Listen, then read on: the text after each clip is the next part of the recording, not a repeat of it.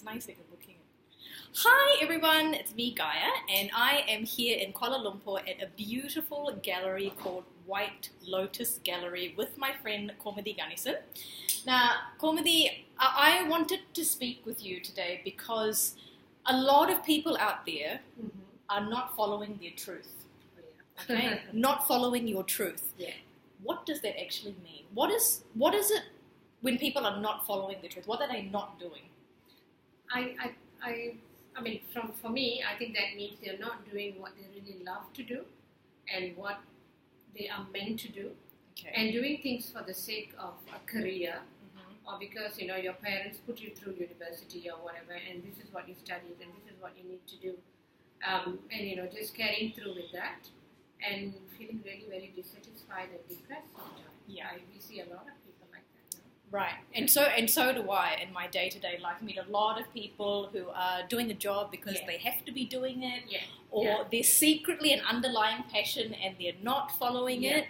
And I know you personally, and I know that prior to having this beautiful space, White Lotus Gallery Yeah. in Bangsa in Kuala Lumpur, you were offered big contracts, Yes. opportunities for plenty of money.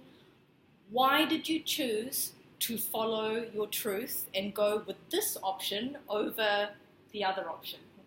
Yeah. What made you actually Yeah. take this to come to that point? Yeah. Yeah, I did a lot of things in this lifetime of mine. Yeah, I Yeah. started off teaching in the university. I was an English literature tutor, and then there I met a lot of young people, my students, and I started doing a little bit of healing work, counseling with them. Then my kids were born, gave that up, and started with my landscape company because we had this land and I wanted to do something creative. And that was very exciting, very nice to do, and a lot of people who were workers, people who were just menial working people came into my life, and then I realized they needed help, and I was there. In some way, I was put into that situation to work with these people to help them out, Right. and that actually helped me to create this abundance. Contracts like that give you the money as well, Yeah. And then when I started doing all of this, I realized that, hey, you got to look beyond yourself, beyond the micro, beyond earning and just your family and all of that. There was so much of joy and satisfaction helping other people. Because my boys from India and all who was working with us, they were building their homes in Bangladesh and India from the salaries and from whatever little other things. And then we had scholarships for their children. So it just started, and I was beginning to feel a lot of joy doing this. Joy. Yes. So if you're doing something that's not bringing you joy, you need to really Yeah. reevaluate what it Yeah. is that you should be doing. Yeah. So that's the biggest message we've Yes. just heard you say, is that you started off doing something Yeah. and then you've ended up of doing something that you were thinking about, but you Yeah. really paid attention to what brought you the most happiness. Yes, because I was very conscious. Yes, Of, very conscious. Yeah, yes. consciousness is very important. You know how we always have this CSR, corporate social responsibility Yeah. thing. So I looked at it as conscious soul response. Perfect.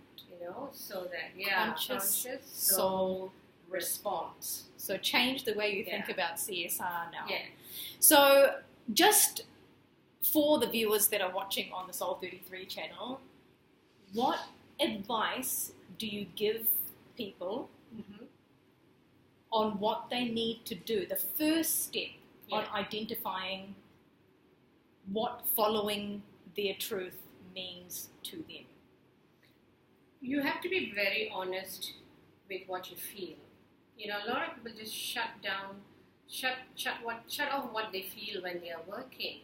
You have to feel a lot of joy, and you have to have a lot of peace from what you do. That has been very important for me. And you need to ask for help when you think you've come up against a wall. And don't be afraid to make the change. That is so important. I taught in the university.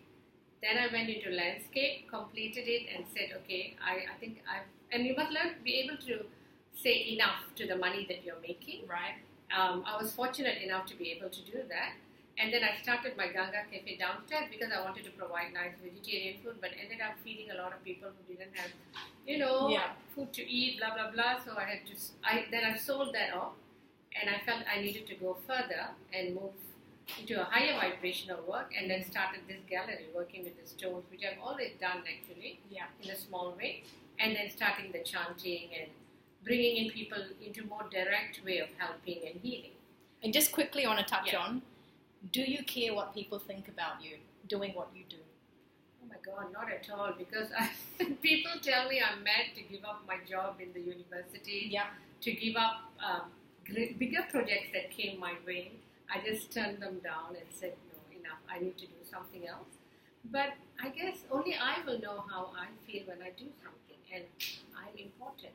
Perfect. And we're going to stop right there. We're going to be speaking to Kaumini again another time about a different topic or breaking this topic down further, but you've given everyone a lot to think about. Thank you. Thank you so much.